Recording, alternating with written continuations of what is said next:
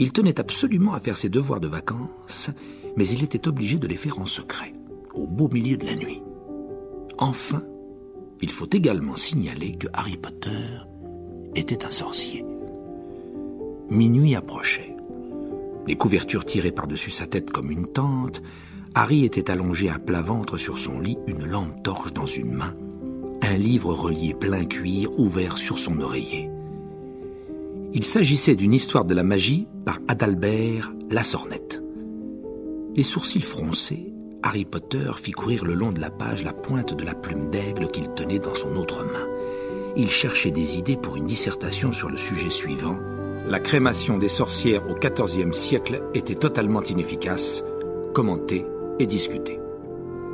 Sa plume s'arrêta au début d'un paragraphe qui semblait lui convenir. Harry remonta sur son nez ses lunettes rondes, approcha sa lampe torche du livre et lut ce qui était écrit. Au Moyen-Âge, les personnes dépourvues de pouvoirs magiques, appelées communément moldus, ressentaient une terreur particulière à l'égard de la sorcellerie, mais étaient souvent incapables de reconnaître ceux qui la pratiquaient vraiment. Lorsque, par extraordinaire, un sorcier ou une sorcière doté de réels pouvoirs magiques était capturé, sa condamnation au bûcher n'avait aucun effet.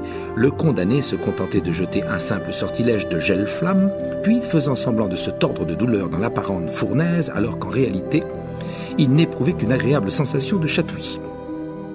Gwendoline la fantasque, par exemple, était toujours ravie de se faire brûler vive à tel point qu'elle s'arrangea pour être capturée 47 fois sous divers déguisements. Harry tint sa plume entre ses dents et glissa une main sous l'oreiller pour prendre une bouteille d'encre et un rouleau de parchemin. Avec des gestes lents et précautionneux, il dévissa le bouchon de la bouteille, trempa sa plume dans l'encre et se mit à écrire en s'arrêtant de temps à autre pour tendre l'oreille. Car si l'un des membres de la famille Dursley se rendait dans la salle de bain à cet instant et entendait au passage le grattement de la plume sur le parchemin, Harry avait toutes les chances de passer le reste de l'été enfermé dans le placard sous l'escalier. C'était précisément à cause de la famille Dursley, domiciliée au 4 Privet Drive, que Harry n'avait jamais eu le loisir d'apprécier les vacances d'été. L'oncle Vernon, la tante Pétunia et leur fils de lait étaient les seuls parents encore vivants de Harry. Ils appartenaient au monde des moldus et avaient à l'égard de la magie une attitude très médiévale. Son père et sa mère, eux-mêmes sorciers, étaient morts depuis longtemps et jamais on n'évoquait leurs souvenirs sous le toit des Dursley. Pendant des années, la tante Pétunia et l'oncle Vernon avaient espéré qu'en tyrannisant Harry, ils parviendraient à détruire tout ce qu'il y avait de magique en lui.